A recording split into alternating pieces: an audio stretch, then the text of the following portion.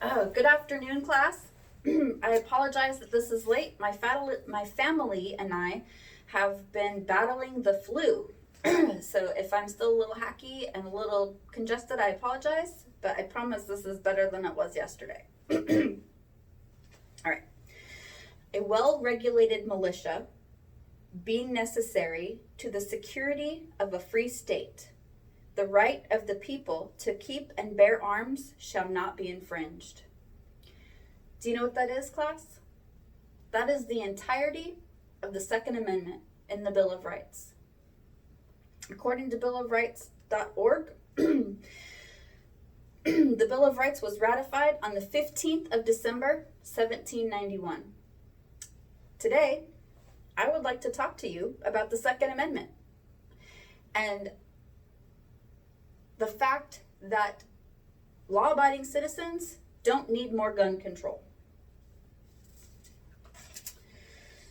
According to the United States of Guns.com, there are 300 million privately owned weapons in the United States of America. That's 106 million handguns, 105 million rifles, and 83 million shotguns. The population of our entire country, according to the Census Bureau, is 327 million people. Now think about that number. 300 million weapons in the country. Nearly 40,000 Americans died of gun-related injuries in 2017. Taking in the overall population, right? That's 12 firearm-related deaths per every 100,000 people, according to PewNationCentury.com. Now, the DOT, the Department of Transportation, states that just over 37,000 people died in motor vehicle accidents in 2017. But during this entire election season, class, I have not seen one politician stand up on his podium, shaking his fist and calling for stiffer vehicle registration restrictions. But almost the same amount of people in 2017 died of motor vehicle accidents as they did as gun-related deaths. It doesn't make sense to me. So in 1992, the Kansas City Police Department conducted an experiment. For 29 weeks, they focused on getting illegal weapons off of the street.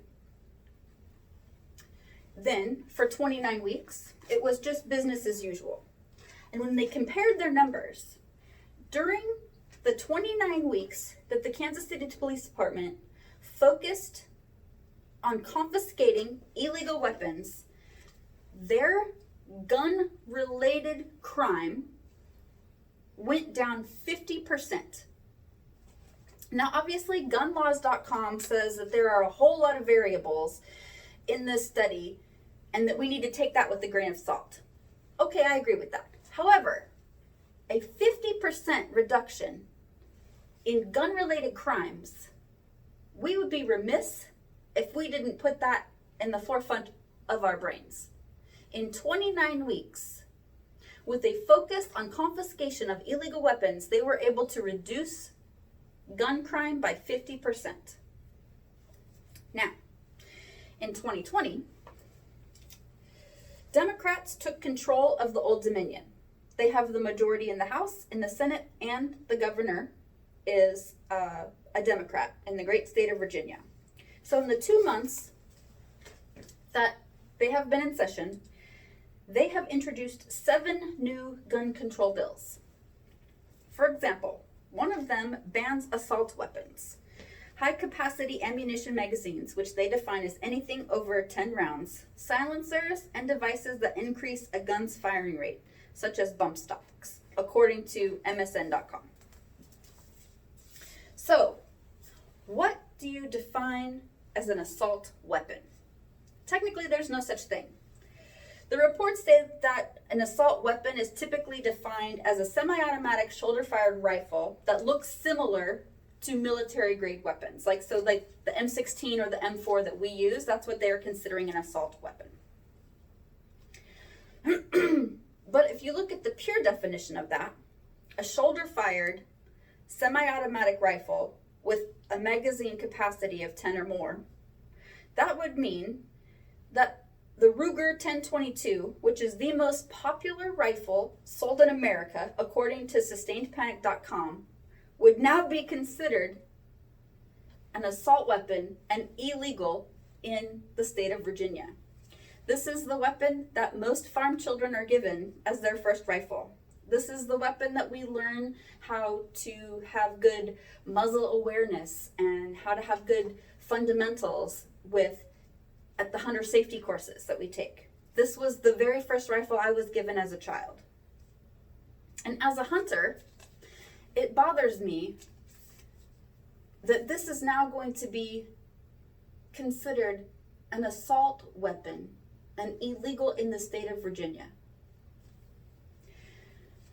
As a hunter, I find it is the humane way to kill an animal would be with a semi-automatic rifle, right? Because if you shoot the animal and you wound the animal, you can immediately pull the trigger again. According to crossbowpistol.com, a deer can travel 50 feet in a second. So in the 2 seconds it would take me to take a lever action to rack a new bullet into my rifle, pull up, get my sight picture, and fire again, that deer or elk has run over 100 feet. That is not a humane way to hunt. So in my opinion, a semi-automatic is the best way to hunt. However, again, in the great state of Virginia, they want to ban all semi-automatic weapons. I know I'm picking on Virginia, sorry. Changing topics. 2.5 million violent crimes are stopped each year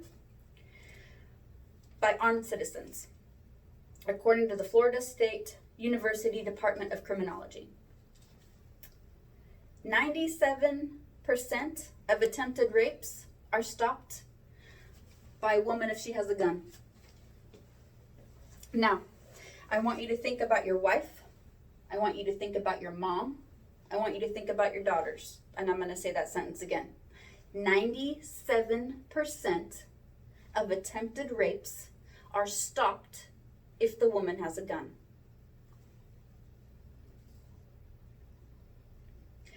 That also came from the Florida State University Department of Criminology.